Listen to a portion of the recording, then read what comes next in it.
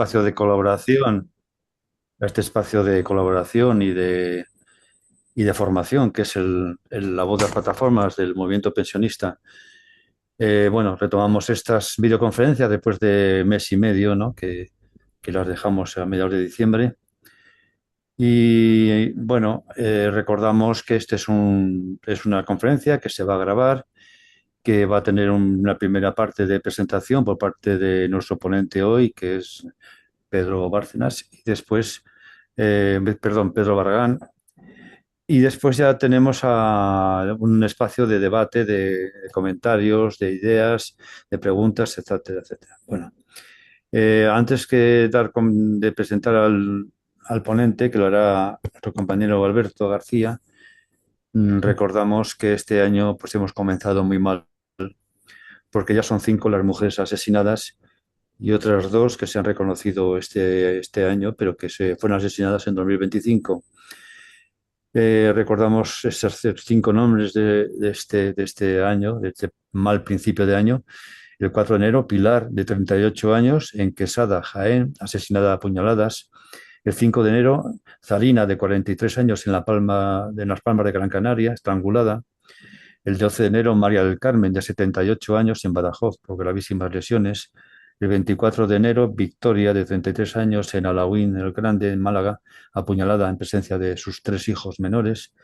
El 1 de febrero, María Belén, de 52 años, en Mos, Pontevedra, apuñalada. Con ella ya son 1.349 mujeres asesinadas por el machismo desde el 2003. Y bueno, pues decimos, como siempre, nuestro grito de guerra, basta ya. Y bueno, pues muchas son las mujeres asesinadas por violencia machista. Y ahora damos paso a nuestro compañero Alberto García de Madrid, que hará la presentación del ponente de hoy, Pedro Barragán, experto en economía y política chinas. Así que, Alberto, cuando quieras, adelante. Muy bien, gracias Manuel. Eh, bueno, primero buenas tardes a todas y a todos que os habéis sumado a esta conferencia que a mi parecer es muy interesante en los momentos actuales que está viviendo el mundo. Esta es la segunda vez que tengo el honor de presentar a Pedro Barragán en este espacio que compartimos distintas plataformas que luchamos por las pensiones públicas y las mejores de las que todavía están por debajo del salario mínimo. La primera vez que Pedro participó en este espacio fue en octubre del 2024 y como hoy el tema fue China. La conferencia llevaba el título China está cambiando el mundo. O sea, en octubre del 2024, ese era el título de la conferencia. La conferencia de hoy tiene el título que ha escogido el autor, ¿Por qué China está ganando? Este es el título del último libro que ha escrito Pedro y que hoy nos explicará el por qué China está ganando. Desde la conferencia anterior y hoy en el mundo han ocurrido cosas de suma importancia. La agresión imperialista a países más débiles ha llegado a niveles insoportables. Y como siempre ha ocurrido en la historia, las capas sociales que más sufren esta agresión es la clase obrera mundial. No amplío más esta presentación y paso la palabra al buen economista y luchador que sin duda lo es, Pedro Barragán. Gracias por escuchar. Pues muchas gracias, Alberto. Gracias a todas y a todos por invitarme a compartir esta tarde de viernes con vosotros. Y es, como ha dicho Alberto, mi segunda ocasión de participar. Y En la vez anterior salí muy satisfecho y hoy me gustaría que tuviésemos, pues, bueno, la oportunidad todos de expresar nuestras dudas, comentar, discutir y poder llegar a algunas conclusiones. Yo voy a empezar haciendo pues una presentación del tema de China, más con el interés de abrir el tema y luego poder escuchar las preguntas concretas que queráis plantear y centrarnos en esos temas que pueden ser los de mayor interés. Ha comentado un poco Alberto el título de la conferencia que coincide con el título del libro que he publicado y que os animo a que lo leáis, sobre todo porque tiene mucha información en un mundo desinformado como en el que vivimos, donde casi todo lo que se habla sobre China pues es falso o es tendencioso. Y ahí tenéis muchas gráficas, muchos cuadros con mucha información y mucho análisis de cantidad de temas. El título del libro no está en ese sentido de ganar o perder. El título del libro, la historia del título es que hace año y medio escribí un artículo que tenía el mismo título y tuvo mucho éxito, se tradujo a muchos idiomas y dije, bueno, parece que este título le gusta a la gente. Y el título del artículo era, quiero aquí traerlo, era ¿por qué China está ganando? No es la economía, no es la tecnología, son los derechos humanos. Porque a veces se nos tiende a presentar a China como ese país, esa dictadura comunista, etcétera, etcétera, etcétera, y precisamente ese respeto, esa posición, esa potencia en los derechos humanos y sociales de China está en la clave de su espectacular revolución económica que ha hecho estos años. Yo no voy a entrar mucho hoy en la revolución económica que está realizando China porque ya lo tuvimos la ocasión de hablarlo pues hace año y medio, pero la clave de esa revolución está precisamente en cómo China ha sabido revertir en la sociedad todos los beneficios económicos del desarrollo que está haciendo. Esa reversión sobre la sociedad, lo que está empoderando a la sociedad, que da un nuevo salto económico, que empodera más a la sociedad, que genera otro giro hacia arriba y se ha creado un círculo virtuoso donde el desarrollo económico repercute en el desarrollo social y ese desarrollo social impulsa el desarrollo económico. Esa es la clave de lo que está ocurriendo en China.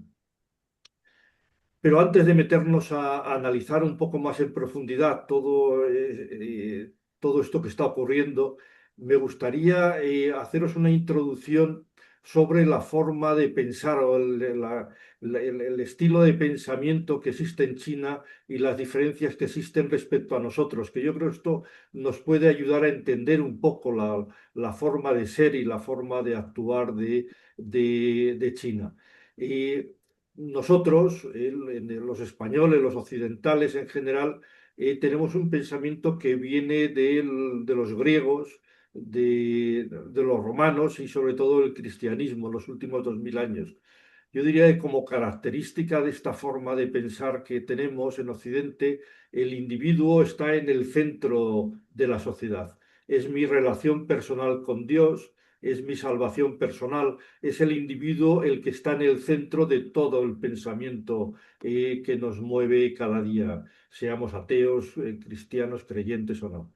En el caso de China, la forma de pensar, lo que ha creado esa forma de vivir, de pensamiento, no es nuestra experiencia griega o cristiana, sino que es el confucianismo. Confucio es un señor que vive el 500 antes de Jesucristo, prácticamente se podría decir casi coetáneo con Platón, 100 años antes Confucio, y genera una forma de pensamiento que perdura hasta la actualidad y que ha perfilado la forma de entender la vida y el mundo de la sociedad china.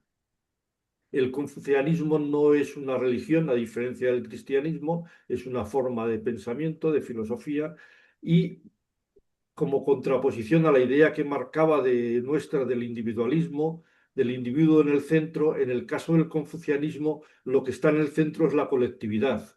Es mucho más importante la familia que el individuo. O sea, para todos, ellos le dan más importancia a lo que beneficia a la familia que a lo que les beneficia a uno en particular. Es más importante la sociedad que el individuo, que el ciudadano. Es más importante la historia que las generaciones. Así vemos que China es el país que ha desarrollado grandes proyectos a lo largo de los últimos milenios, grandes proyectos a horizontes de más de 100 años, o sea, a horizontes de más de 4 generaciones, y se han volcado en trabajar en esos proyectos, en ese sentido del peso que tiene la colectividad. El Partido Comunista Chino, yo creo que ha tenido la habilidad de fusionar el pensamiento o la doctrina marxista con esa forma de ética que representa el confucianismo, y bueno, ha generado pues ese instrumento que empuja y empodera a la sociedad. La otra característica que me gustaría mencionar del confucianismo es lo que se llama la meritocracia. Confucio fue el que inventó las oposiciones ya antes de Cristo. En China hacían oposiciones porque los que gobernaban la sociedad tenían que ser los mejores y tenían que demostrarlo mediante exámenes, que ese conocimiento. Ese sentido meritocrático de que hacia arriba suban las personas más capaces tiene mucha fuerza en China, y bueno, quizá va generando que las élites sociales y económicas pues estén personas de una capacidad importante que tienen o usan esa capacidad para mover a la sociedad. Dicho esto, recordar un poco algo que ya mencioné en el año 2004 cuando hablamos, y es que si no retrocedemos mucho y pensamos solo en el siglo actual, el siglo XXI, pues el mundo parecía que había entrado con esa globalización, pues en una cierta movimiento sin problemas, donde las empresas norteamericanas invertían en China, ayudaban al progreso económico de China con esas inversiones. China reinvertía los beneficios que obtenía en deuda pública norteamericana, con lo cual financiaba a Estados Unidos. Hay una entente que iba funcionando dentro de las críticas sistemáticas de Estados Unidos a China. O sea que, pero bajo esas críticas, pues existía ese consenso económico que beneficiaba a ambas partes. Digo críticas porque China tiene tres grandes problemas que no pueden ser aceptados por Occidente. Claro, los chinos no son anglosajones, los chinos no son blancos, y encima, aparte de no ser cristianos, son comunistas. O sea, esto es algo que Occidente no puede aceptar. O sea, que esa crítica sistemática contra China la veremos siempre, la hemos visto siempre. Pero lo que ha ocurrido en el mundo ahora es algo totalmente diferente. Hace unos años, de repente comienza inicialmente con Trump tímidamente y luego con Biden a todo ritmo una guerra total contra China para hundir la economía china por parte de Estados Unidos. ¿Por qué este cambio radical de Estados Unidos de intentar hundir la economía china, sea como sea? Pues yo creo que el origen de ese cambio pues se ven en dos cifras que os voy a leer, que también están en la contraportada del libro. Todos los datos que os voy a dar son datos del libro, o sea que podéis consultarlos sin ningún problema. En el año 2000, el Producto Interior Bruto de Estados Unidos, o sea, la economía norteamericana, era el 19,8% de la economía mundial. El 19,8%. La economía china, el PIB chino, era en el año 2000 el 6,4% de la economía mundial. O sea, era casi 4 veces más, 3 veces y media más el PIB norteamericano que el chino. En el año 2024, porque en el 25 Estados Unidos aún no ha publicado sus datos, en el año 2024 la economía norteamericana era el 14,7% de la economía mundial, el 14,7%, y la economía china el 19,1%, o sea, un 25% más que la norteamericana. Este sorpaso económico de China sobre Estados Unidos es algo totalmente insoportable para el supremacismo norteamericano, y eso es lo que ha puesto en marcha esa guerra que en todas sus ramificaciones que podemos ir comentando esta noche, pues estamos viviendo estos días en el mundo. Eh, un poco, aunque ya decía al principio que ya hemos hablado en otro momento de la fuerte revolución económica que está haciendo China, quizás sí poner alguna cifra para que os hagáis una idea o hacer una cierta repesca, porque digamos que en los últimos años, los últimos decenios, hemos visto en el mundo el milagro alemán en la posguerra, vimos el milagro japonés, vimos el milagro coreano que se les llamó milagros a estas tres economías que tuvieron unos crecimientos espectaculares. Y bueno, lo que ha sido el crecimiento de China en estos años, pues es muy diferente en el sentido de que este milagro, vamos a llamarle así, que no tiene, no me acaba de gustar, pero se ha desarrollado a lo largo de muchos años y además con unas tasas de crecimiento superiores. Y si hacemos un símil deportivo que pongo algunas veces, pues en las Olimpiadas de Pekín en el 2008, la economía china era más pequeña que la economía japonesa. O sea, el Producto Interior Bruto de Japón era mayor que el de China en el año 2008. En el año 2020, en las Olimpiadas de Tokio, 12 años, al cabo de 12 años, la economía china era más de 3 veces la economía de Japón. O sea, en solo 12 años, el crecimiento de la economía china hace que triplique a la economía japonesa, más que triplique, estando por debajo de ella en el año 2008. O sea, yo creo que esto os puede hacer una idea de ese proceso de aceleración tremendo que ha supuesto o está suponiendo la revolución económica que está llevando a cabo China.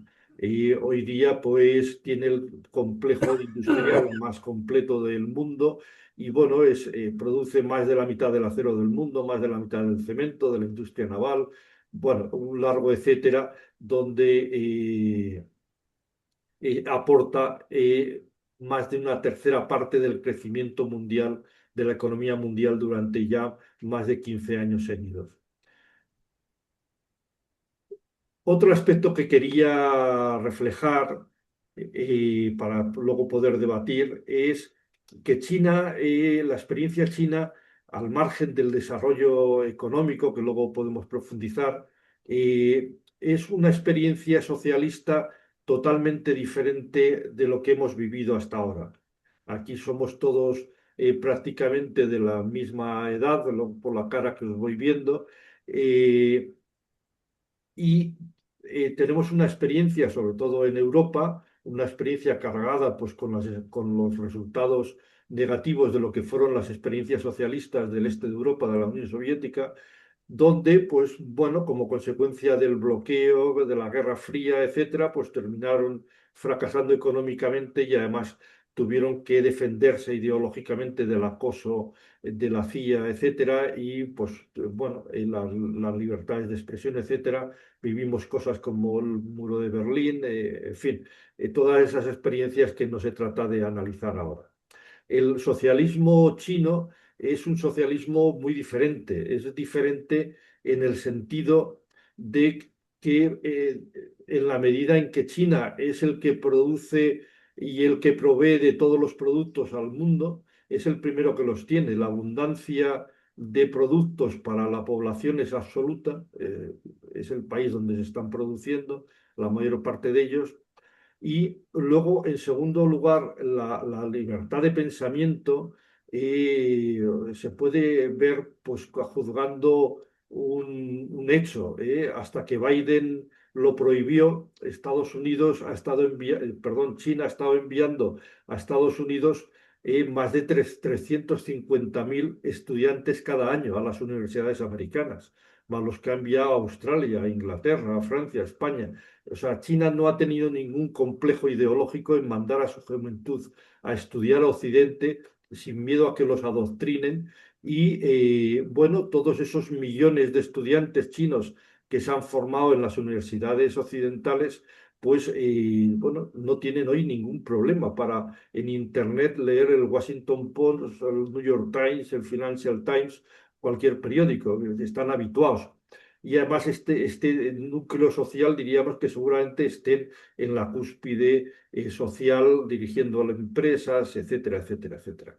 Digamos que es una sociedad donde, primero, no existe ese complejo de impedir que la influencia occidental corrompa las raíces del sistema socialista, en absoluto. No tienen ese miedo, no les corrompen, no les hace mella los propios resultados que están obteniendo en su revolución son mucho más potentes que esa influencia ideológica, y eso le permite una libertad de pensamiento y de apertura total, que hace cambiar un poco esa idea de...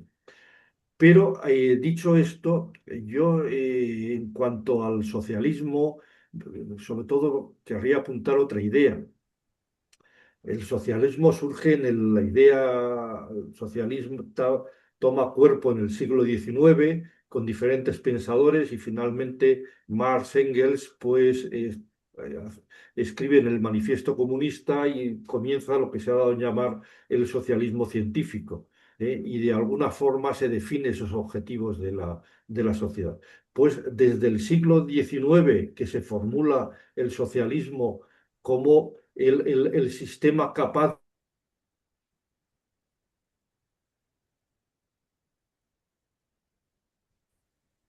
Parece que se nos ha quedado congelado. Sí. A ver,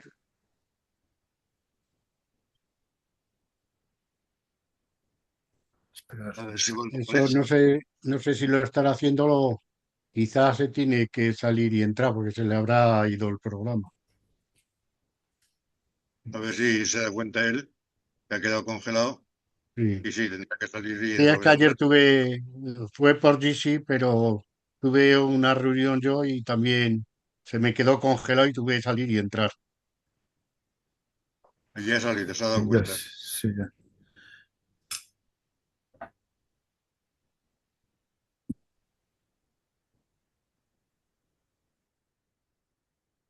Bueno, esperemos que lo solucione pronto, porque yo por lo menos estaba muy interesado en lo que estaba contando.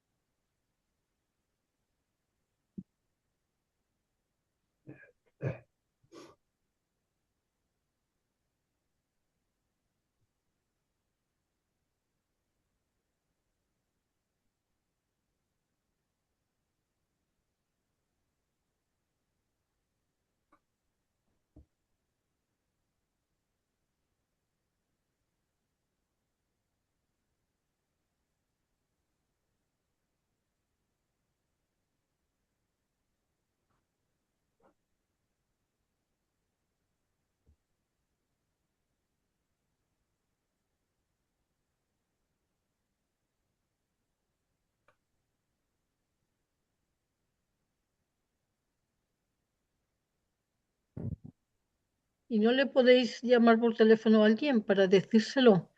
No sé qué. Sí, le puedo llamar, lo que pasa que digo, si está ahí, bueno, voy a ver. Ya está, ya lo tenemos Ah, aquí. ya está. Ya le tenemos aquí.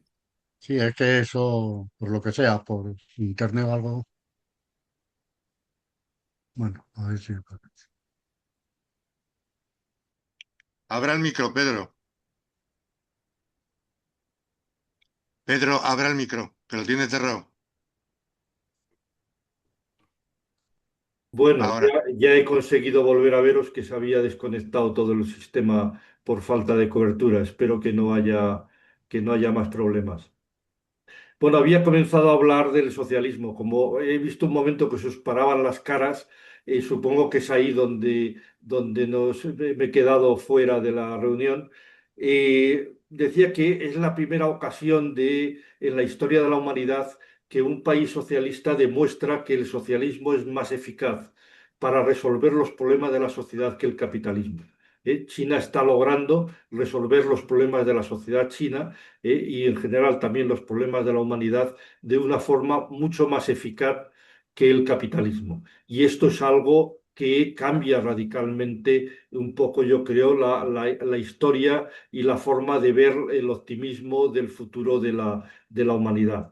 El socialismo, porque hay que entender que el socialismo no es repartir la miseria a partes iguales. El socialismo es resolver los problemas de la sociedad de una forma eficaz y de una forma justa, distributiva con toda la sociedad. Yo creo que esta es la gran experiencia socialista de China. En este sentido, pues bueno, vamos a analizar algunas cuestiones de por qué comento yo que China es un país socialista. Hay eh, puntos de opinión, sobre todo, pues todo los neoliberales, pues afirman que China no es socialista, que China es capitalista. Por eso está logrando lo que ha logrado, porque es un país capitalista y no un país socialista.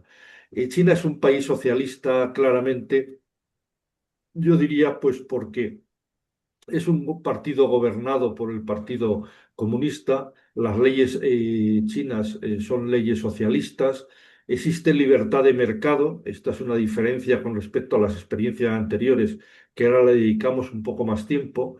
Eh, Utiliza la planificación económica. Ahora ha terminado el 14 plan quinquenal y comienza el 15 plan quinquenal, del que también daremos las principales características que tiene. Y no solo practica la planificación económica, sino que también las empresas públicas tienen un peso decisivo en la economía nacional. Yo, como ejemplo que utilizo en el libro para describir la importancia de las empresas públicas, pues he analizado la lista Forbes de las mayores 500 empresas del mundo, he cogido las 100 primeras, y en las 100 mayores empresas del mundo he buscado una por una cuáles eran empresas públicas chinas. Hay 17 empresas públicas chinas entre las 100 mayores empresas del mundo. Hay otras empresas chinas también en esa lista. Huawei, Alibaba también son grandes, pero son privadas y no las he tenido en cuenta. 17 empresas públicas entre las 100 mayores del mundo. Y luego he vuelto a mirar la lista buscando empresas públicas en esa lista que no sean chinas, o sea, de cualquier otra parte del mundo. Y solo hay 5. Solo he encontrado 5 empresas públicas que no sean chinas, que son la empresa de petróleos de Arabia Saudita, la Volkswagen, que es una empresa de la automovilística que es del Estado alemán, Gazprom de Rusia, y la empresa de petróleos de Rusia, que van 4, y por último Enel, la empresa de electricidad italiana, a la que le vendimos la Endesa que privatizamos porque era mejor que fuese privada que pública, y a continuación se la vendimos a la empresa pública italiana Enel. Solo hay esas 5 empresas frente a las 17 que os comentaba de China. La potencia de las empresas públicas en la banca, en los seguros, en todos los sectores estratégicos del país, pues es fundamental. Eh, bueno, cuando se define el socialismo a partir de Marx, se habla de la dictadura del proletariado, se habla de la propiedad pública de todos los bienes de producción.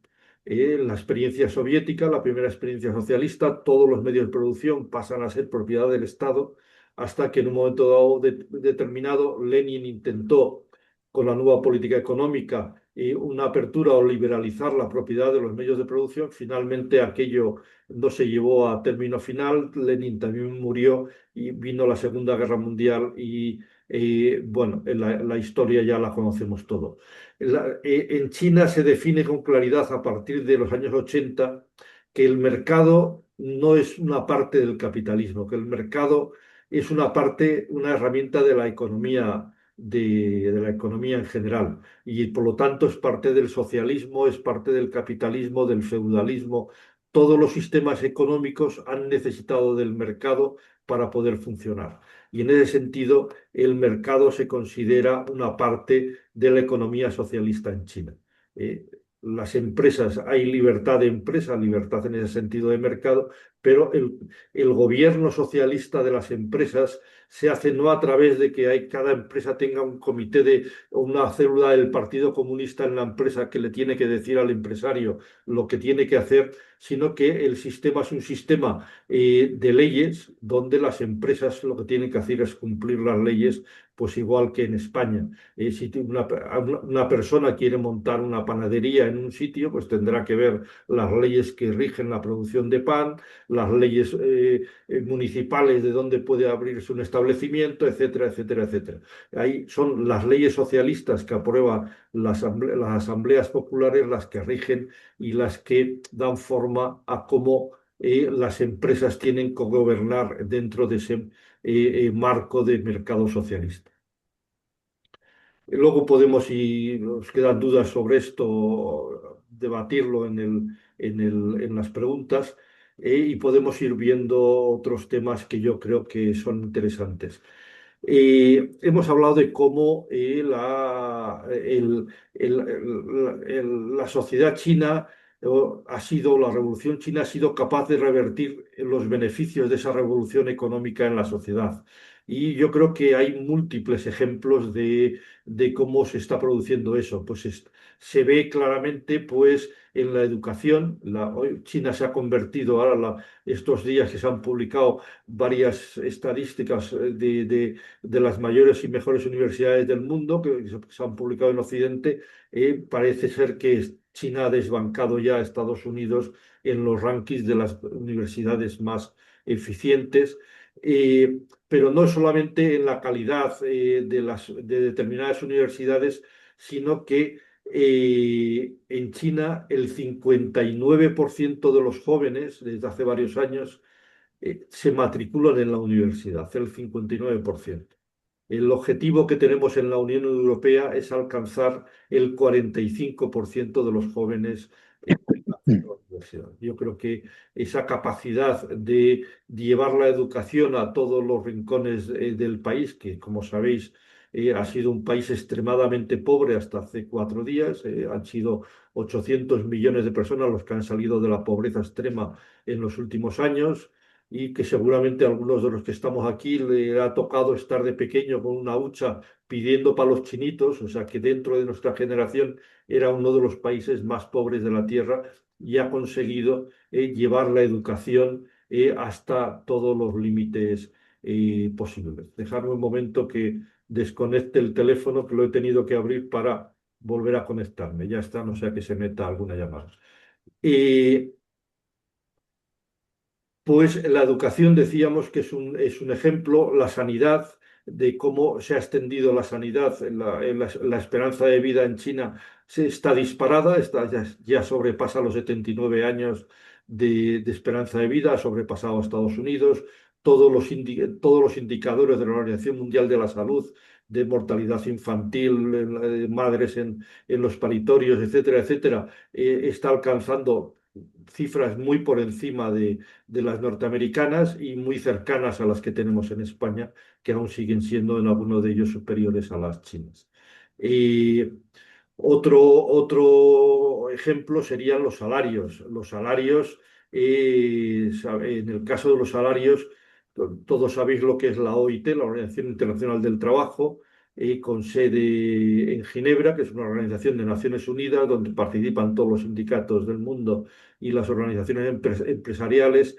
La OIT hace una estadística salarial desde el año 2008 de los 20 países, compara los 20 países del G20 en paridad de poder adquisitivo de los salarios, llamados salarios netos, descontadas las inflaciones de cada país.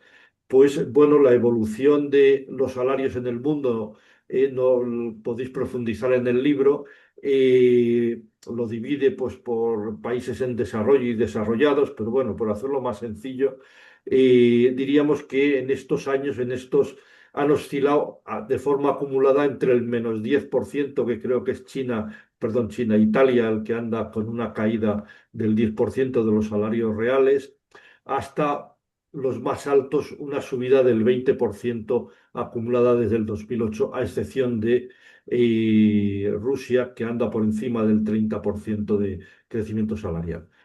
Los salarios en ese periodo en China han subido más de un 300 y pico por ciento.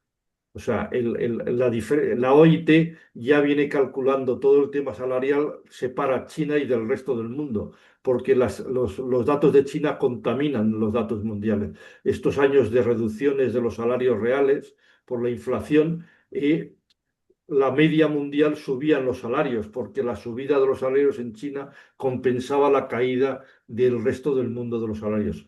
O sea, es espectacular el crecimiento de los salarios. En el libro también tenéis una comparación de diferentes países del sur global, China, India y otros, Vietnam, etcétera, con los salarios de España, de varios años, para ver cómo evolucionan, contando los salarios españoles 100, cómo han ido evolucionando en estos años los salarios en estos países. O sea, cómo ha repercutido en los salarios este crecimiento económico, pues es tremendo. Bueno, el cómo, hoy he estado ya preparando un artículo, no sé si algunos me seguís en el Diario Público, que escribo de vez en cuando en temas sobre China, pues el tema inmobiliario. Preparo un artículo comparando la situación de los jóvenes en China y en España respecto a la vivienda. Los jóvenes, en China, más del 70% de los jóvenes son propietarios de su vivienda, de los menores de 35 años. En España es el 30% y está bajando. La diferencia es, bueno, independientemente, hay varios factores. El sistema público de propiedad del suelo y el impulso desde las instituciones públicas de la construcción de vivienda y de la oferta de vivienda, para garantizar que la oferta de vivienda por delante de la demanda, y permite ofrecer a los jóvenes un sitio donde escoger la vivienda. Y por otra parte, el disponer de un empleo y de un salario, que es el otro problema que tenemos en España, que los jóvenes tienen empleos precarios, sin garantía de estabilidad en el empleo, lo que les impide acceso al crédito inmobiliario, y además con unos salarios desastrosos. Bueno, ahí se nota esa potencia, o cómo son ejemplos que os pongo de cómo esa revolución económica está revirtiendo en la sociedad. No quiere decir esto que no haya desigualdad en China. En China sigue habiendo desigualdad. La desigualdad en el mundo se mide a través del índice de Gini. Lo que pasa es que el índice de Gini es un índice que compara bien países estables económicamente, mientras que países en desarrollo, el índice de Gini es un poco confuso, porque el índice de Gini oscila entre el 0, todos iguales, y el 1, todos desiguales. Entonces, cuanto más cerca está del 1 una sociedad, es más desigual, y cuanto más cerca del 0 es más igual. O sea que una sociedad pobre en África, donde todos son pobres de solemnidad, tienen un índice de Gini 0, todos están igualados en la pobreza. En el momento que en un lugar de ese país se genera una empresa, genera unos empleos y empieza a generar, se crea una desigualdad, y el índice de Gini empieza a dispararse. Y bueno, y según ese país va creciendo, creciendo, cada vez es más desigual, hasta que tiene un nivel de crecimiento determinado donde el índice de Gini se gira y se cae para abajo. Por eso digo que es muy difícil de entender. China está en esa situación, donde ha tenido unos años a finales del siglo XX, principios del XXI, de subida del índice de Gini. Llega arriba, se estabiliza, y lleva 10, 15 años donde el índice de Gini baja en picado cada año, porque bueno, ese nivel de desarrollo inicial ya lo ha superado y se van extendiendo los elementos de igualdad. La clave de la desigualdad en China, aparte de esta disertación del índice de Gini, la clave de la desigualdad en China está en el sector primario de la economía. Hay una gran diferencia entre el mundo rural y el mundo urbano en China. China era un país eminentemente rural hace 4 días. El desconocido que le dé. donde pues prácticamente el 80% de la población activa estaba trabajando en el Estoy sector con una de videoconferencia la sin vídeo. agricultura, y esto pues bueno, va cambiando a una velocidad tremenda. Hoy en el sector primario trabaja el 22,8% de la población activa, el 22,8%. Mientras que lo que genera el sector primario de economía es el 6,18% del Producto Nacional. O sea, el 22% de la población activa produce solamente el 6% de la producción nacional. Claro, repartas como repartas eso entre las empresas y trabajadores del sector primario, pues evidentemente tocan a mucho menos que la industria y los servicios, que con el 78 o 77% de la población activa produce el 94% o sea, produce 4 veces, 5 veces más por trabajador empleado la industria y los servicios que el mundo rural. Esto que puede parecer un anacronismo, pues bueno, es consecuencia de que China sigue siendo un país en desarrollo. El sector agrícola cada año ocupa menos trabajadores, va desarrollándose. Es el sector que más multiplica la productividad, pero que parte de unos niveles de productividad muy bajos y que le costará todavía unos años alcanzar. Para que os hagáis una idea, para que China alcance un nivel de urbanización igual al que tenemos en España, todavía le falta por mover entre 200 y 300 millones de personas del campo a la ciudad. O sea, está en esa fase de urbanización del país. Bueno, un proceso de urbanización, bueno, que todos lo conocemos. Todas las ciudades futuristas que vemos en los vídeos de YouTube y en los documentales de China, pues son espectaculares porque son modernas, porque a lo largo de estos últimos años China ha movido a 600 millones de personas del campo a la ciudad y ha sido capaz de construir ciudades modernas con carreteras, trenes, aeropuertos, hospitales, universidades, etcétera. Y en ese proceso, pues se irán igualando las rentas agrarias o las rentas rurales con las rentas urbanas. Hoy día, la renta per cápita de los hogares urbanos es el doble que la renta per cápita o la renta por hogar de los hogares rurales. Esa es la fuente de la desigualdad en China, y el proceso de transformación o de resolución, aparte de eliminar la pobreza extrema, toda esa campaña que todos conocéis que ha hecho China y ha conseguido erradicar la pobreza extrema, pues consiste en ir elevando las rentas agrarias en la medida que además consigue aumentar la productividad, reduce el porcentaje de población dedicada a la agricultura. Ese 22,8% de la población activa se compara en España, es el 3,5% de la población activa la que tenemos en el sector agrario. O sea, la comparación, o sea, que le queda todavía un camino grande que resolver. Otro tema que quería abordar en toda esta revolución o en toda esta empoderamiento social que está haciendo China, la revolución china, pues es el tema de la clase media. El tema de la clase media, China ha generado la mayor clase media mundial.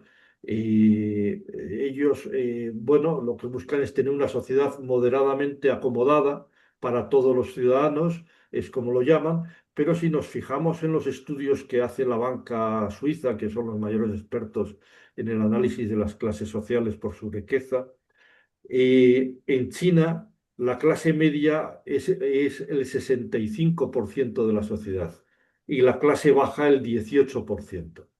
Esto se compara con la India, que el 22% está en la clase media y el 75% en la clase baja.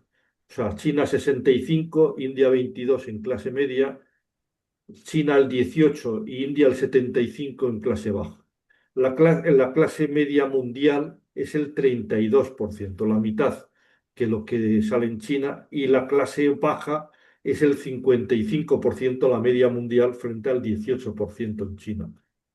O sea, China está consiguiendo sacar al grueso de de la clase baja hacia la clase media va paulatinamente.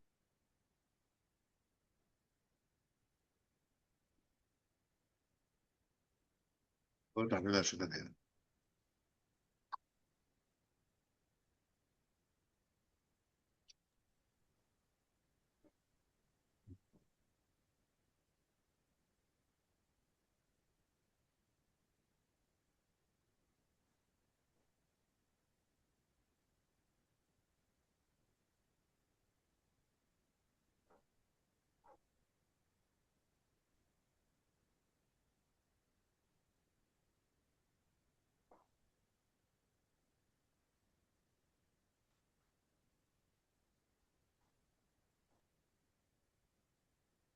Esperemos que no vuelva a seguir interrumpiéndose. No sé si a vosotros os está pasando y si no me traslado a otra, a la calle o si nos vuelve a ocurrir. Decía que, bueno, que China está consiguiendo esa, con fuerza esa clase media, empoderarla y llevarla a todos a toda la sociedad. Eh, Ese empoderamiento social, pues otro elemento pues, que quizá interesante y que me apuntaba Alberto de mencionarlo en la presentación para dar lugar al debate, pues es el tema de la jubilación en China. Yo supongo que será para casi todos vosotros conocido como en China la edad de jubilación para las mujeres es a los 50 años y para los hombres a los 60. En el caso de las mujeres hay un matiz. Las mujeres con trabajo manual a los 50 y las mujeres con trabajos administrativos a los 55 y los hombres a los 60 años. Con una esperanza de vida pues similar, ya hemos dicho, superior a la de Estados Unidos, que tiene la edad de jubilación a los 67 años, como España, y la esperanza de vida no llega al nivel español, que tenemos la mayor esperanza de vida del mundo junto con Japón, pero se va acercando paulatinamente. El sistema de pensiones en China pues, es similar al sistema de pensiones. Había dos sistemas, uno el agrario y otro el urbano, simplifiquémoslo así, están unificados. El sistema es por cotizaciones de las empresas y cotizaciones de los trabajadores. Los porcentajes que cotizan las empresas y los trabajadores en China para las pensiones no es exactamente el mismo que en España, pero no hay grandes diferencias.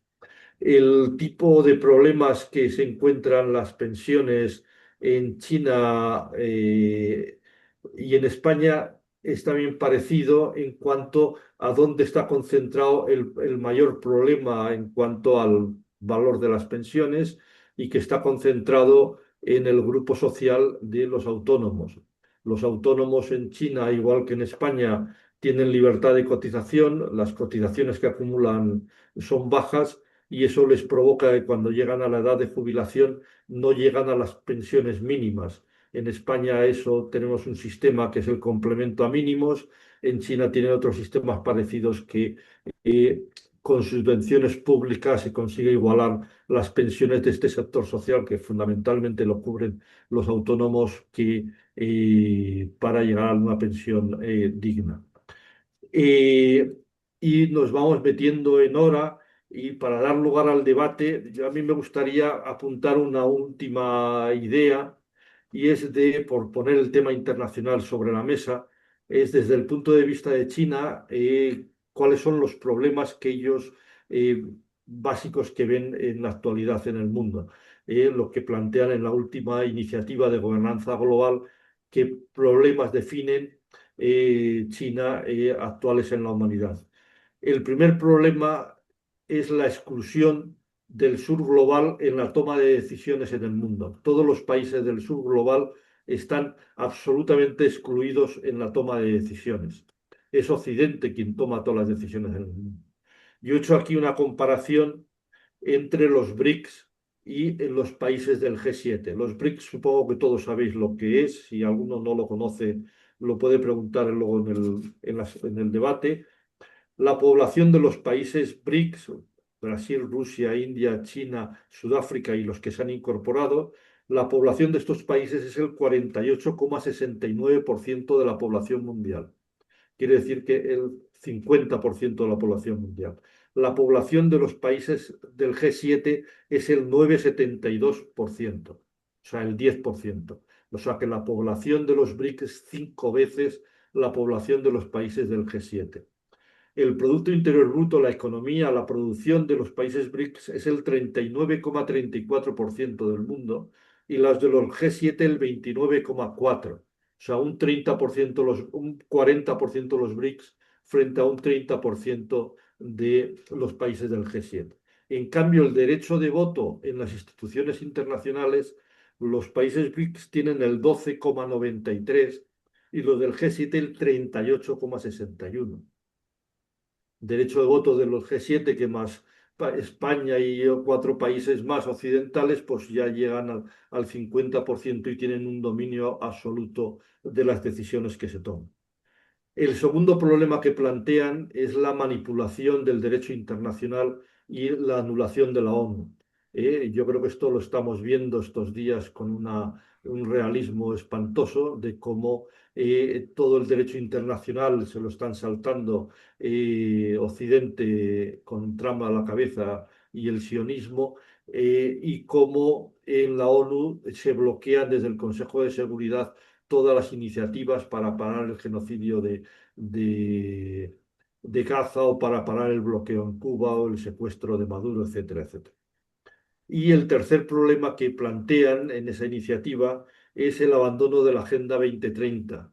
La Agenda 2030 es algo que surge a principios de este siglo en la ONU, en un momento histórico diferente, donde en la ONU los países hacen una lista de los problemas más importantes de la humanidad y se fijan unos objetivos e intentar resolverlos para el año 2030. Eso es lo que se llamó la Agenda 2030 y los Objetivos de Desarrollo Sostenible, que buscan llegar al 2030 con esos problemas de la humanidad resueltos. Yo he mirado la última publicación de la ONU sobre cómo están estos objetivos y os lo cuento. El 17% de los objetivos están progresando y están mejorando. El 35% de los objetivos están paralizados, no progresan, y el 48% de los objetivos están retrocediendo, están empeorando. Y los dos que más empeoran es el del hambre y el de la pobreza. Este es el mundo en el que nos encontramos y en el que se plantean un poco las iniciativas chinas.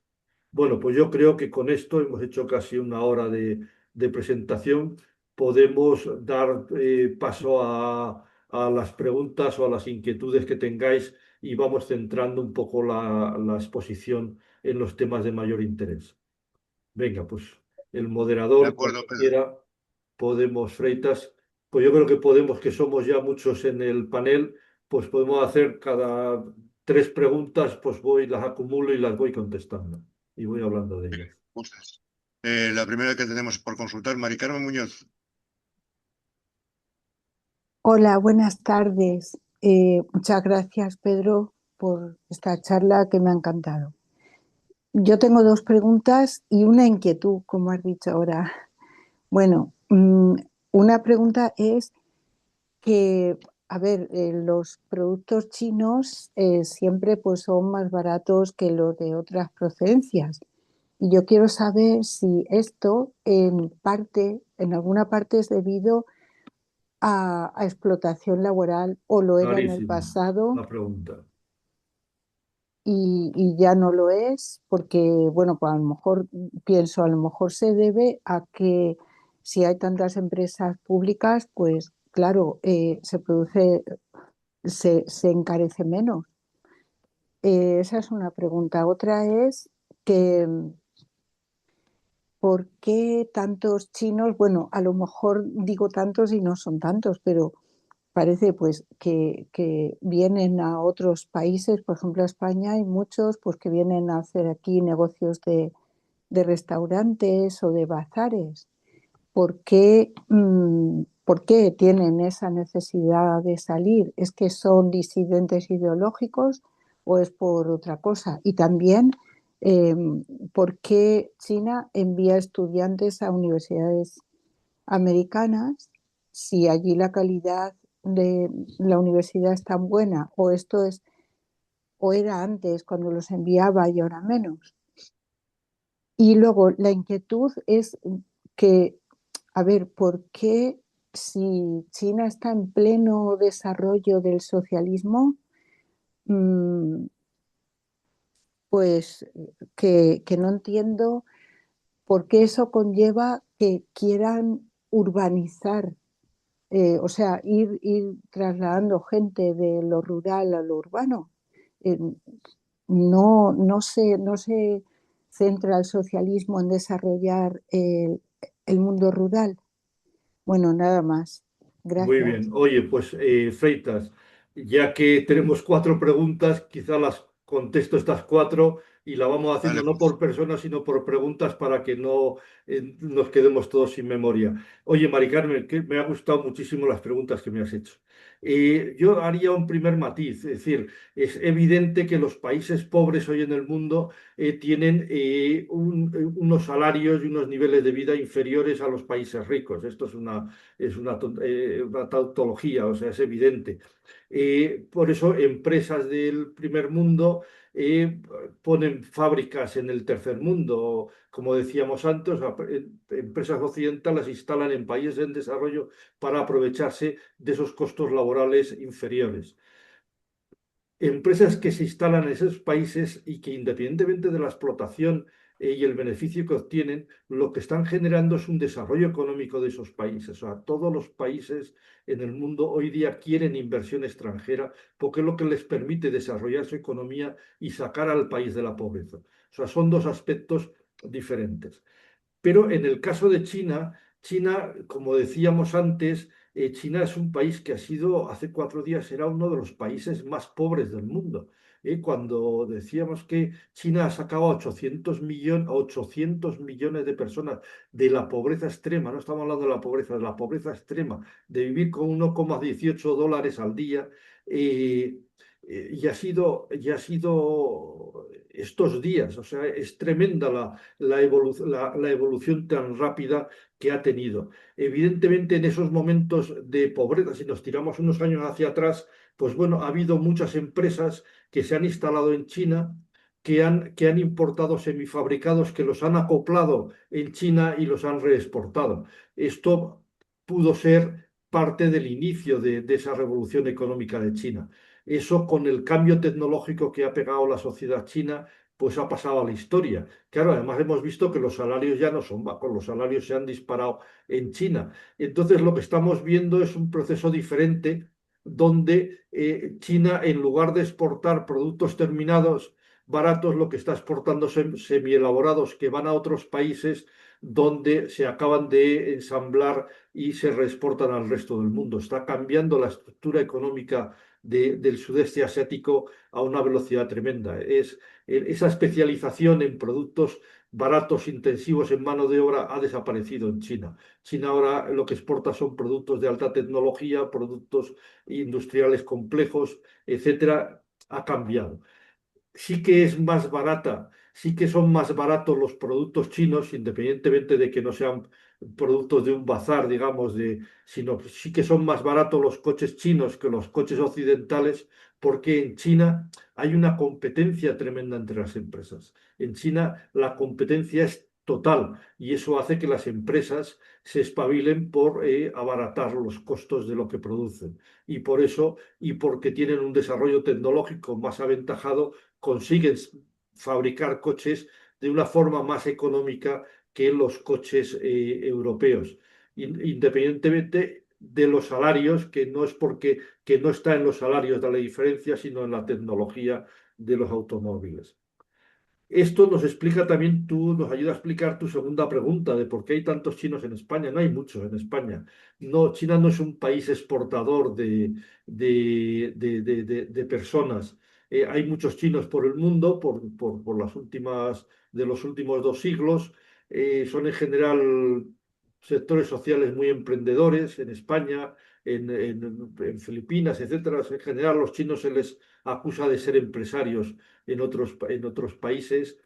Bueno, el por qué, o sea, imaginaros esos 800 millones de personas que se estaban muriendo de hambre en China, pues lógicamente si alguien, aquí en España casi todos los chinos que hay son de la misma ciudad de China, todos provienen, pues un pariente suyo o un conocido suyo ha venido a España y le dice que tiene la oportunidad, pues ha venido a España y ya, o sea que es normal que una sociedad donde extremadamente pobre como ha sido la China, pues que haya habido chinos que se hayan marchado al extranjero a buscarse la vida. Es absolutamente normal. ¿Qué pasa con los estudiantes? Que me lo has unido a esta pregunta. Esto ya es diferente, porque esos estudiantes han sido ya en épocas diferentes que se han movido hacia el extranjero. Bueno, pues porque China ha abierto, y bueno, igual que en España hay muchos estudiantes que van a estudiar a universidades en el extranjero, y yo creo que esa oportunidad de ampliar estudios fuera del país es importante, es interesante. China, con unos sistemas de universitarios inferiores a los que había en Occidente, pues ha estado enviando, pues eso, lo que decíamos, a medio millón de chinos, a lo mejor en total de todo Occidente, a estudiar fuera para formarlos sin miedo. Hoy día, independientemente de que Biden prohibió la entrada a los chinos en las universidades, Trump está intentando volver, que vuelvan, pero no están volviendo, bueno, pues porque han desarrollado el mayor sistema universitario, sobre todo en lo que se llaman las carreras STEM en inglés, sería ciencias, tecnología, ingeniería y matemáticas, pues que prácticamente la mitad de los licenciados en el mundo o de los que se licencian en estas carreras tecnológicas o técnicas se están graduando en universidades chinas, o sea que es tremenda la potencia que hará de importación de estudiantes tienen las universidades. Y luego me hablas de socialismo y urbanismo. Comparto totalmente tu punto de vista. Cuando yo hablo o hablaba de urbanización, yo no me refería de mover a la gente del campo a las grandes ciudades. No. De hecho, China tiene una política muy clara de bloquear el desarrollo de las grandes ciudades. O sea, no quieren que las ciudades pasen de 30 millones de habitantes. Las ciudades de Shanghái, Pekín, etcétera, no pueden seguir creciendo porque se volverían inhumanas. Entonces, son los mayores atractores. Imaginaros, yo estaba ayer en Palencia, pues presentando el libro y comentaba esto y decía, pues hombre, un estudiante que se gradúa en una universidad de Palencia, seguro que le atraen, envía más currículums a empresas de Madrid y de Barcelona que de Valladolid, porque busca ir al centro económico para buscarse las empresas más, pues igual pasa en China. Entonces, claro, las grandes ciudades se convierten en los grandes atractores de la juventud y, bueno, veríamos que pueden crecer a 40, 50, 60, 70 millones a una velocidad extrema en muy pocos años. Entonces, eso lo tienen limitado, no generando suelo urbanizable, no permitiendo la construcción y limitando y haciendo que las empresas salgan. O sea que la urbanización y el cambio, esto es uno de los temas centrales del 15 Plan Quinquenal, el cambio de las ciudades chinas y el convertirlas en ciudades más humanas. Y cuando hablábamos de la urbanización, era urbanización en las pequeñas ciudades. O sea, China lo que está apostando es por el desarrollo de las pequeñas ciudades. Y esa es la parte de que, pero, o sea, no es trasladar físicamente del Tíbet a la costa de Hong Kong, a la población del interior de China, sino desarrollar las actividades urbanas, desarrollar los servicios y la industria en todas las zonas rurales. Este es el otro elemento fundamental del 15 Plan Quinquenal, que es intentar igualar en los niveles de desarrollo del interior y de la costa. Venga, más preguntas y hay muchas manos por ahí. Vicente Poza, a ver el micro. Ahora. Sí. Hola, buenas tardes. Yo tengo dos dudas principalmente. Una en que si no es un error este crecimiento económico tan desmesurado de multiplicar toda la carrera esta por multiplicar el PIB de 6,4 en el año 2000 a 19,1 en el 2024.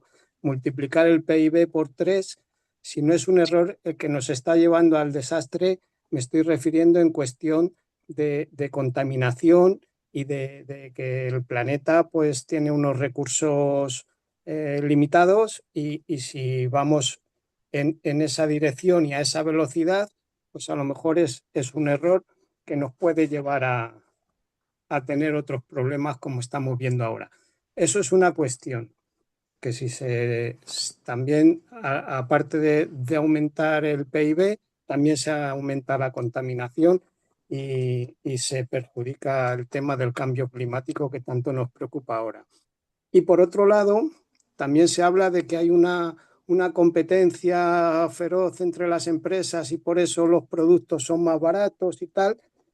También se ha dicho al mismo tiempo que los salarios han aumentado y que la mayoría de los jóvenes ya también tienen su propiedad, su vivienda en propiedad y tal.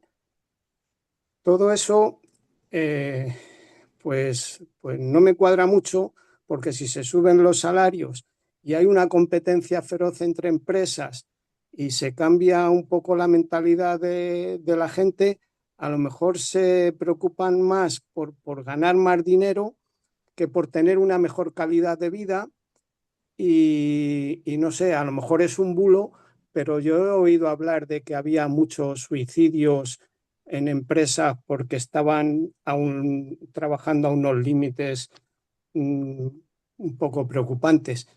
Bueno, pues esas dos cosas, el tema de la contaminación, el cambio climático y todo esto, y lo de los suicidios. A ver Muy si bien, estupendo puede. para hablar. Una pregunta más y me meto con ello.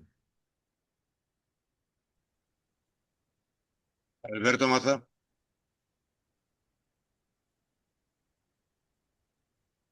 A ver el micro. Sí, a mí era. No, Alberto Maza, de Linaza, de Vale, Huesca. vale. Sí. Hola, Hola, Alberto. buenas tardes. A ver, muchas gracias por tu exposición. Eh, bueno, visto cómo lo presentas, desde luego parece un poco el sitio ideal para jubilarse, ¿no? Para El alguna de las sociedades de socialismo, es el China. socialismo. Bueno, bien, yo un poco cambiando de tema, vamos, si puedes contestar. En base a los datos que tú puedas manejar o de otros colegas o gente que esté interesada también en estos temas, sobre todo por el tema a nivel de la paz mundial o de la situación geoestratégica del mundo, ¿se prevé a corto o a medio plazo realmente, como se está diciendo, que China va a invadir Taiwán y que esto ya puede ser una hecatombe para todos nosotros, para el mundo en general, o no es así? No hay que Venga. asustarse tanto. Muy bien, pues empiezo contestando a Vicente. Gracias por la pregunta de los dos. Bueno, hablabas un poco de que lo que podría ser un error en ese crecimiento que comentas desmesurado que nos lleva pues a la contaminación, has dicho por un lado, y por otra parte al sobreconsumo, ¿no?, de productos innecesarios que destruyen la capacidad de la Tierra. Bueno, lo primero que hay que decir, y me alegra que hayas hecho la pregunta, es que en cuanto a la contaminación, China hoy es el líder mundial ya indiscutible en la lucha por la descontaminación en el mundo. El desarrollo de de las energías sostenibles en China están más de la mitad de las que hay en el mundo están en China y más de mitad de las que se implantan cada año se están construyendo en China. Estados Unidos ha abandonado el Acuerdo de París. Europa, que éramos aquí los defensores de la descontaminación y del cambio climático, hemos echado marcha atrás. Han empezado a salir leyes para retrasar la descarbonización de los coches, etcétera. Y mientras China es el único país que está a toda velocidad descarbonizando toda la sociedad y reduciendo las tasas de contaminación. Sabes que el Acuerdo de París en realidad son dos acuerdos, no es uno, es un acuerdo para los países desarrollados que se comprometen a reducir las emisiones de carbono y es un segundo acuerdo para los países en desarrollo donde el compromiso de los países en desarrollo no es en reducir las emisiones, porque, claro, Mali o todos estos países de África pobres que no están electrificados, claro, el electrificarse es lo que genera el aumento de las emisiones. No se les puede impedir a estos países que avancen en el desarrollo económico porque van a contaminar más. El Acuerdo de París para los países en desarrollo es que les obliga a ponerse un objetivo de cuándo van a hacer el pico de crecimiento y van a empezar a bajar las emisiones. En el caso de China, ese compromiso creo que lo tenía para el año 2030 o 2035 y ya lo ha cubierto en el año 2024, que están reduciéndose las emisiones en China a pesar del crecimiento espectacular económico que tienen cada año. La otra parte del consumo que decías, es evidente que es imposible que los 8.000 millones de personas que estamos en el mundo no podemos comer todos la misma carne de ternera que consumimos los españoles, porque no hay capacidad en la tierra para tantas vacas. O sea, no es posible expandir el consumo de ternera que tenemos en España a toda la humanidad. Es evidente que la tierra tiene unos límites y que hay que adaptar el consumo a esas capacidades de la tierra y repartir esas capacidades de consumo entre toda la humanidad. Pero eso es un problema de España, no es un problema de China. El problema de China es exactamente el contrario. A ver cómo os lo explicaría yo. Hemos dicho que en China han sacado a 800 millones de personas de la pobreza extrema, pero esto no fue en el siglo pasado, es que esos 800 millones están viviendo, son los habitantes de China. Y entonces pensar en vuestros padres que pasaron hambre, posiblemente la mayoría de ellos en su juventud, la gente que ha pasado hambre de verdad se vuelve ahorradora de una forma impresionante. El problema de China es que como China lo ha pasado mal, la sociedad china, tiene las mayores tasas de ahorro, de las más altas del mundo. O sea, en China la gente no gasta, en China la gente ahorra, lo ha pasado y no quiere volver. Y si acaso, pues o sea, el problema que tiene China y todas las políticas chinas es de fomentar el consumo. El sector servicios, que es por donde tratan de impulsar, está muy por debajo, están en torno al 56% de la economía,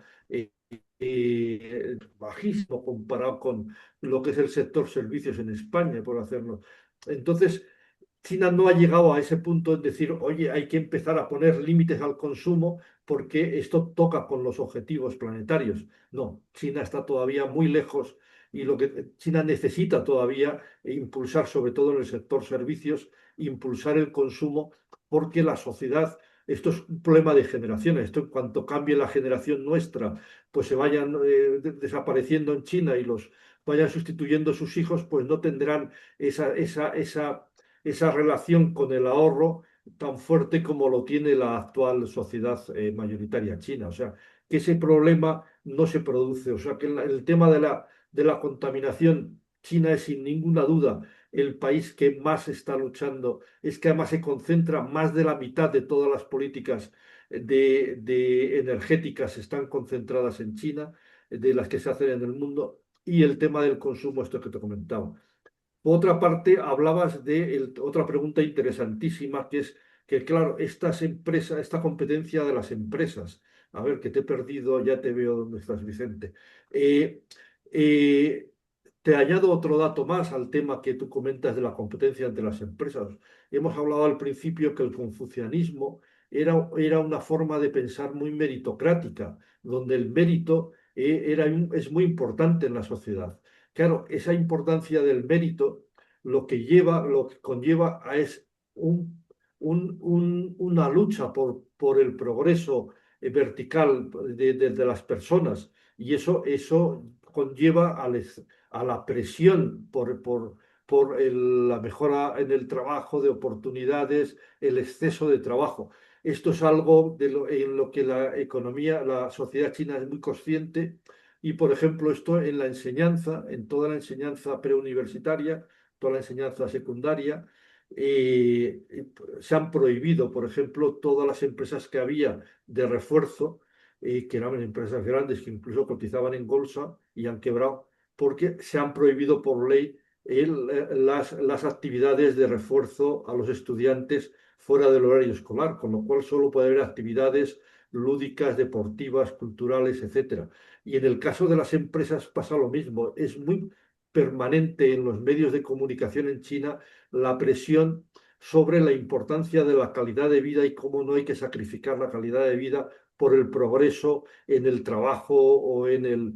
y es normal leer en los periódicos, yo leo 2 o 3 periódicos de China cada día, ojeo, y es normal ver noticias, decir, por la empresa tal, las oficinas de tal sitio ha tomado el acuerdo de que a las 5 de la tarde apaga el suministro eléctrico del edificio para obligar a todos los trabajadores a que se marchen. O sea que sí que existe esa presión social por el mérito y por el progreso, pero también hay una presión social muy grande en contra de eso. Del tema de los suicidios, yo no tengo esa percepción de la existencia de suicidios. Sí que ha habido casos de presión en este sentido que estamos diciendo del mérito, pero casos como los que hemos conocido en Francia, etcétera, yo no recuerdo que en China hay suicidios y como es el país con más personas, pues será el país de más suicidios. Pero en porcentaje de la población no creo que sean significativos. No soy consciente yo, por lo menos, de eso.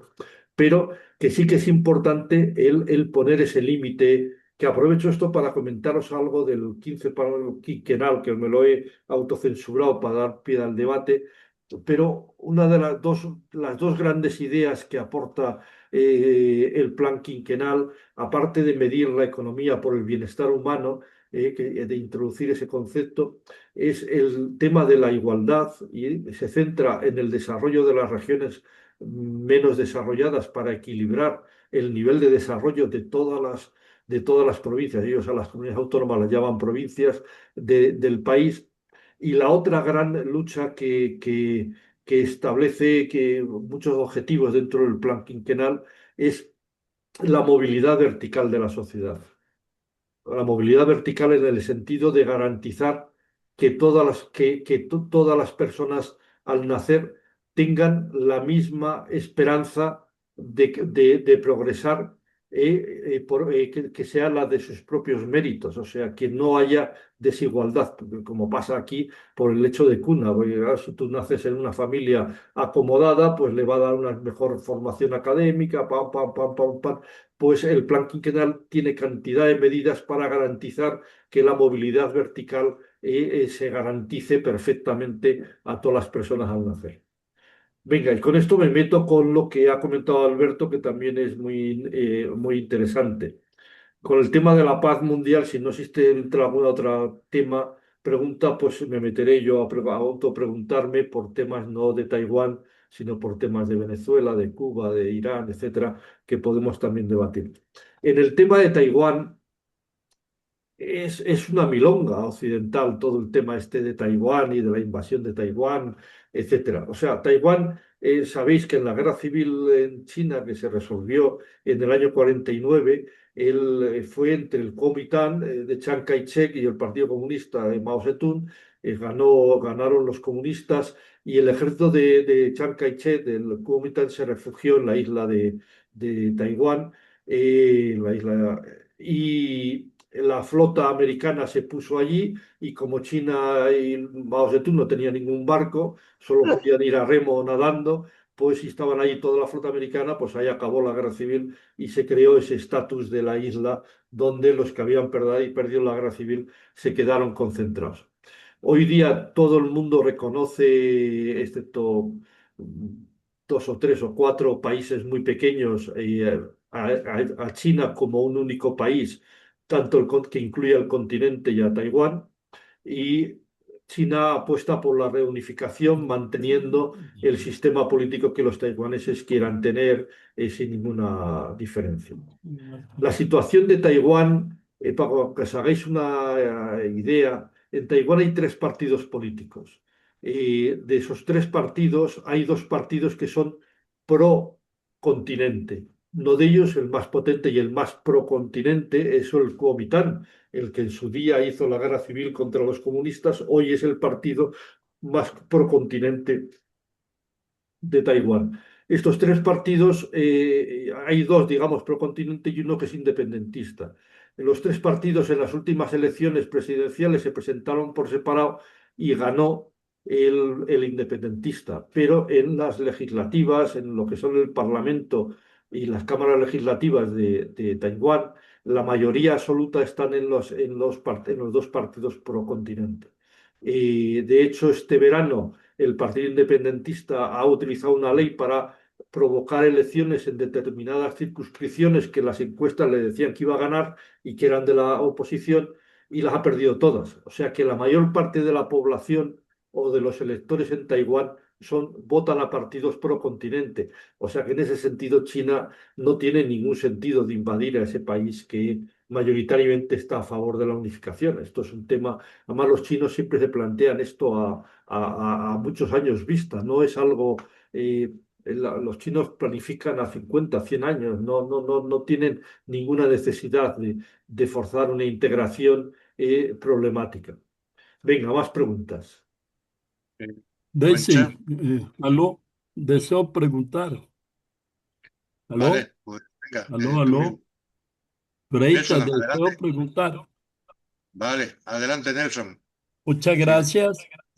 Coincidencialmente, con la conferencia de Pedro Barragán, encontraba un titular del presidente del Partido Comunista de nuestro país, Colombia, que decía que China, de país ganancioso a un país grande, potente, dice no.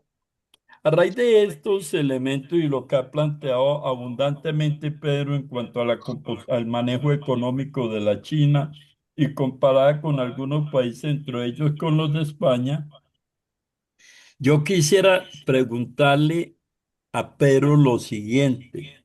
¿Será necesario reevaluar ciertas concesiones que se tienen sobre el socialismo en el mundo actual? Uno. Dos.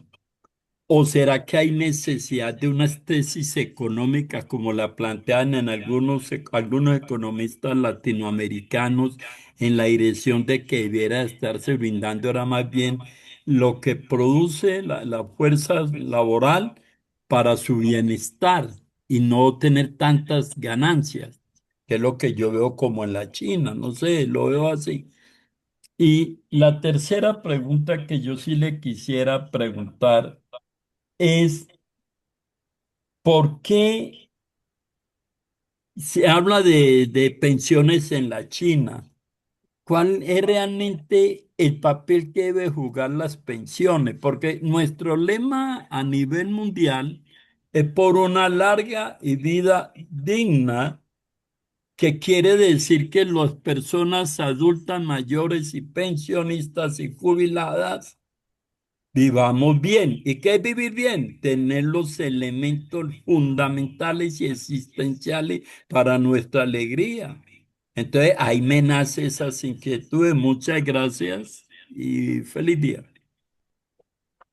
Bueno, tenemos tres preguntas más. Voy a responder rápido porque hay dos manos por ahí levantadas para que nos dé tiempo a completar todas.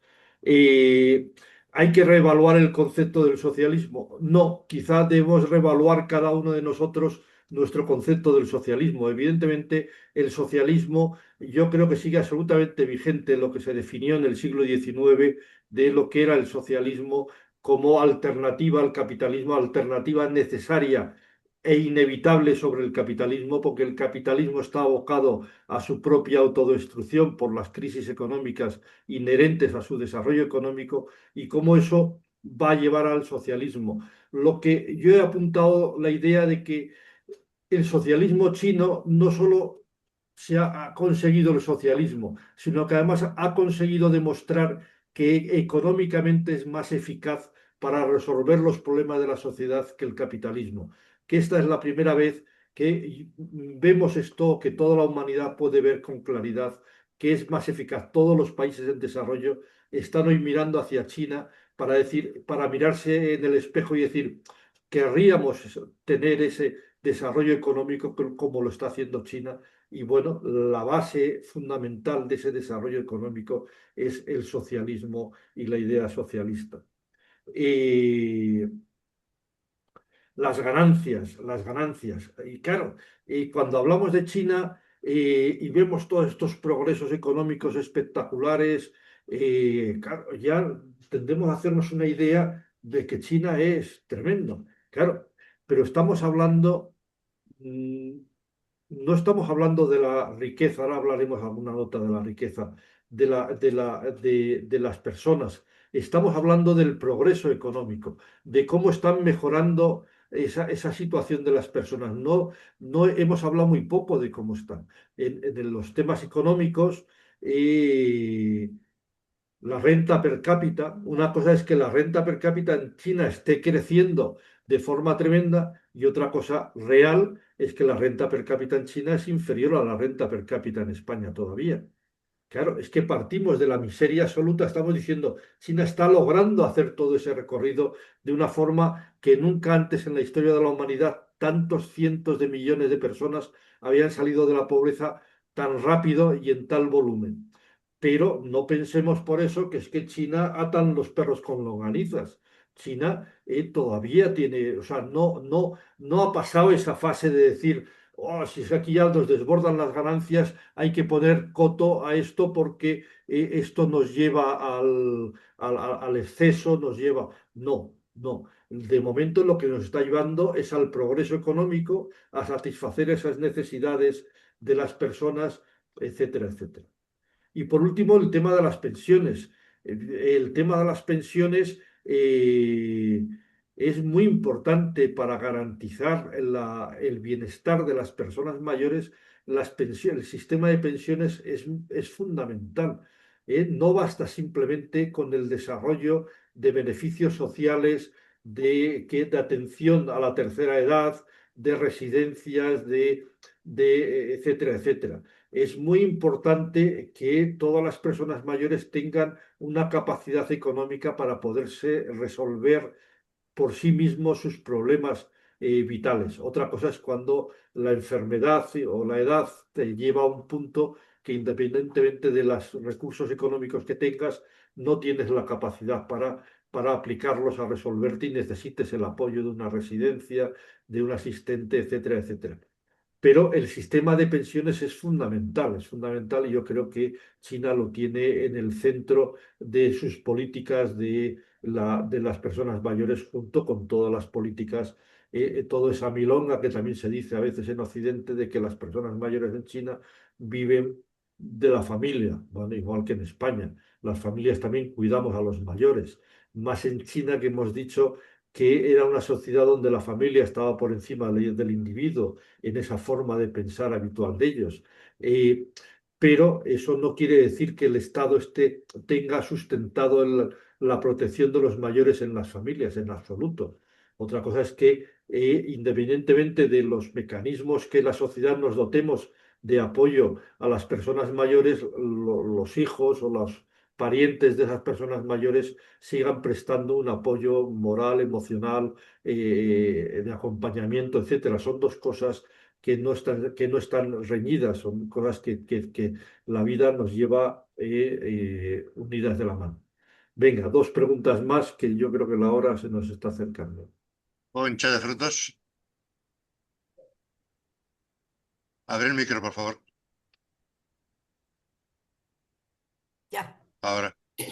Un saludo a todos y muchas gracias, Pedro, porque necesitamos saber muchas cosas de China, porque seguramente es nuestro objetivo de apoyo ahora, ya que la Rusia ya ha desaparecido como tal potencia solidaria. A ver, cuando el depredador este que gobierna en Estados Unidos intenta, bueno, esquilmar pues Palestina, en fin, terrenos y terrenos, la prensa de nuestro país siempre critica cómo China pues se ha apropiado de toda la parte de África para sus minerales y materiales que aprovecha. Esa es una pregunta que yo tengo como mucho interés porque a la vez dicen, claro, de la explotación que China está haciendo de esta parte del mundo.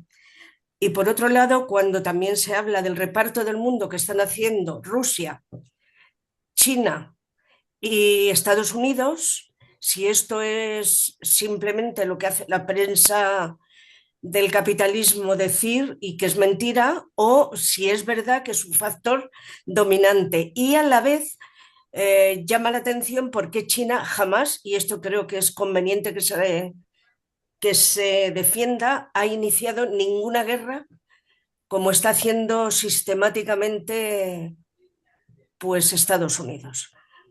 Nada más y muchas gracias, Pedro. Gracias a ti, Concha. Venga, la última pregunta, que hay una mano por ahí. Y Pilar, Hola, buenas noches. Bueno, hola. pues yo más que preguntas son reflexiones. Eh, ¿Por qué se están cerrando muchas tiendas de los chinos? Porque dicen que hay una marca Shein, les está abaratando más los precios que ellos. Otra, los chinos cuando se hacen mayor, creo que vuelven a su país. Eh, Lo que está claro es que si las grandes empresas en China cierran para que sus trabajadores tengan más vida social con familia, lo que es aquí en Madrid, las tiendas abren, como diríamos, de sol a sol, casi 24 horas diarias y 6 días a la semana, o 7 días. O sea, eso está claro. Y, y también es cierto que no ves a gente china pidiendo por las calles como ves a otra serie de personas. Y, y nada, y también el futuro eh, es estudiar el idioma chino porque está claro que va a ser el futuro si no lo es ya. Nada más. Muchas gracias y Pedro, eh, muchas gracias por la... Gracias a ti, Pilar. Voy a empezar contestando a Pilar, que me ha parecido más, y luego centrarme en las preguntas de Concha, que son como más estratégicas lo que ha planteado. Hombre, yo creo que el tema de los chinos en España es un problema de España, es el mercado laboral español y no es el mercado laboral de China. Que los chinos que han venido aquí, pues hacen lo que, pero no es algo, no hay que juzgar a lo que está haciendo China, un país de 1.400 millones de habitantes, por un grupo de emigrantes que hay en España que tienen pues unos hábitos de vida y son dos conceptos absolutamente diferentes. O sea, yo no te haría, es decir, ellos hacen aquí aplicando las leyes que hay en España y es España el responsable de los horarios, es el responsable de la Comunidad de Madrid, los horarios que existen, la libertad, que no solamente afecta a los chinos, afecta pues a la quiebra de toda la pequeña y mediana empresa en favor de de las grandes superficies, salvo que alguien se quiera sacrificar, pues como los chinos de la Comunidad China de Madrid. Y, o sea que eso es un tema que no tiene nada que ver con la economía y lo que ocurre en China. Respecto al tema de África, a mí me parece muy interesante hablar del tema de África. El tema de África nos están llenando de la idea de que China está comprando África y las tierras. Pues, y además se dice, pues ahora has comentado, Concha, como para los minerales y tal, pero hay quien dice, como China son tantos, están comprando tierras para cultivar y poder tener suficientes tierras para poder comer, porque la población china es el 18% de la humanidad y las tierras agrícolas de China son solo el 12% de la tierra. Entonces, en base a esa disparidad se dice, pues entonces no es verdad. No hay nada de verdad en toda esa historia de la compra de tierras por parte de China en ninguna parte del mundo. La última campaña más fuerte que ha habido del tema de la compra de tierras ha sido en Estados Unidos. Ha habido incluso debates parlamentarios y una ley que prohíbe a los chinos comprar tierras en Estados Unidos. Y finalmente ha salido a la luz y en la prensa en Estados Unidos el origen de toda esa polémica que hubo hace año y medio. y es que una empresa china compró una empresa suiza y esa empresa suiza tenía una filial en Estados Unidos y esa filial en Estados Unidos tenía en su balance un solar en una ciudad. O sea, China no estaba comprando tierras, había comprado una empresa suiza con una filial en América que tenía un solar, pues por la razón que lo tuviese.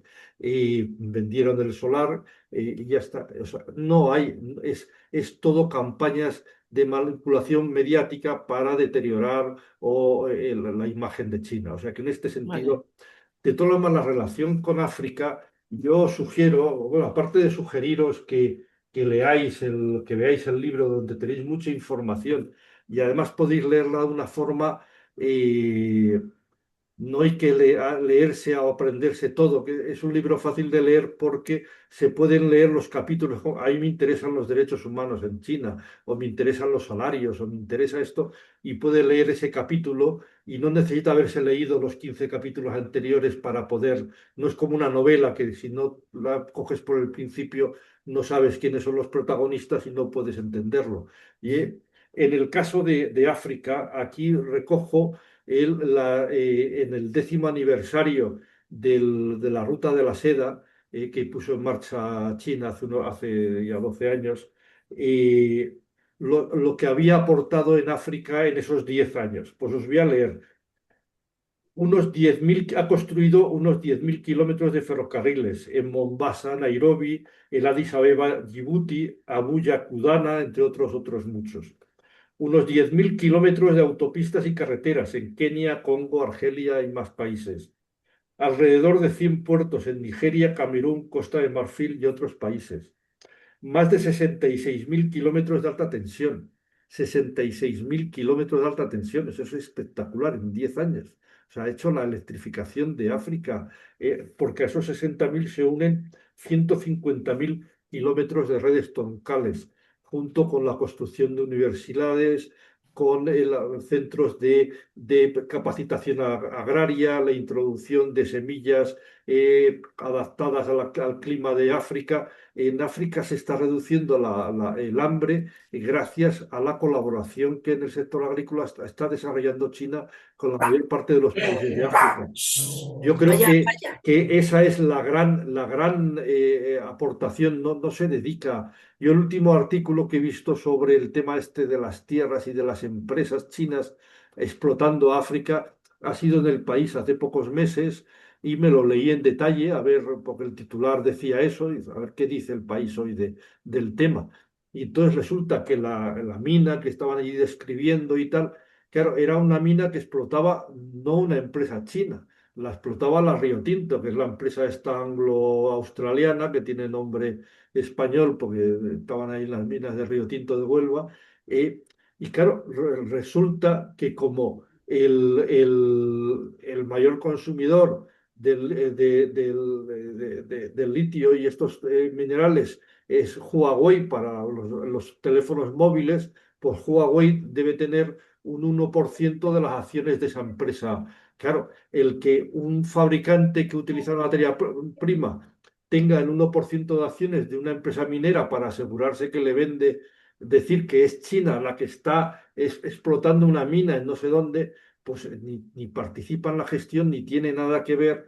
O sea, se pueden estirar las noticias y las informaciones lo que quieras para meter un titular donde el objetivo ideológico que es pues desacreditar a China, pues lo cumpla.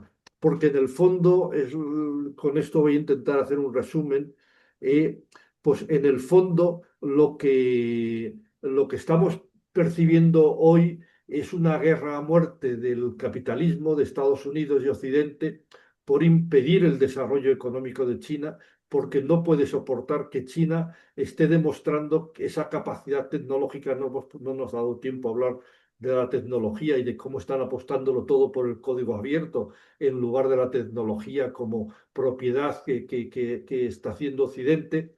Pues todo es intentar denigrar la experiencia de ese país e intentar impedirle su desarrollo económico poniéndole trabas de todo tipo. A la vez que, bueno, pues como alguien ha comentado por ahí, también hay un cierto retroceso, los últimos pasos de Trump de refugiarse en América y decir yo me apropio de América Latina y el Caribe, para mí en el fondo es un cierto retroceso de abandono Asia y Europa y me repliego aquí, lo sabemos porque este hombre cada día cambia de idea, pero bueno, ese es el punto donde se va a resolver el futuro de la humanidad.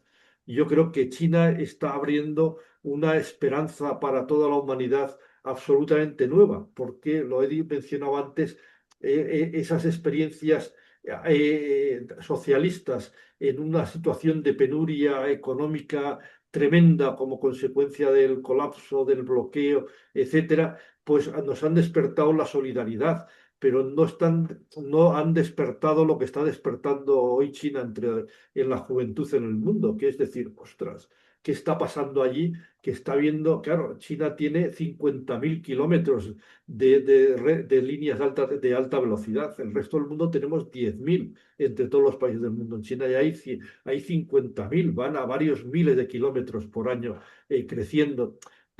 Bueno, ese desarrollo espectacular en el espacio, en la economía, en la sociedad, en el desarrollo urbano, en plantear, pues ahora pues Pedro Sánchez ha salido todo el tema del control de la infancia en las redes sociales, pues tienen punta de lanza de aprendizaje en China en el avance de cómo están desarrollando, pues yo creo que esa es la gran oportunidad que tenemos todos los que tenemos un sentimiento solidario y un sentido de desarrollo social y un sentido socialista de progreso de la humanidad, pues de ser capaces de abrir esta puerta de esperanza un poco a todos nuestros compatriotas, que es a lo que he venido yo aquí a intentar hacer con vosotros.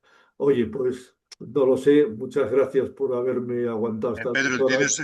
hay una palabra todavía Ah, pedida pues venga, sí. y ya con esto rematamos. Y ruego que nadie pida más palabra. De Fernando Ferreras. Hola, buenas tardes. En primer lugar, muchas gracias por la charla, porque vamos, está claro, yo ya te conozco, te sigo en tus artículos y demás, y seguramente que el libro está muy interesante de leer. Dos cosas muy breves, porque no son de... por ejemplo, el tema del plan quinquenal, ¿se puede leer en castellano en algún sitio? Eso por un lado. Y por otro lado, ¿cómo gestiona China la aparición, después de este crecimiento exponencial que ha tenido, la aparición de los 1.000 millonarios que ahora mismo tiene allí? O sea, este de Alibaba y toda esta gente, ¿cómo lo gestionan? ¿Van a dejarles que en su día cojan el control como parece que está pasando en Estados Unidos? Nada más. Muy bien. Bueno, de la primera pregunta, sí, sí, que está editado en castellano, está en internet, en libros.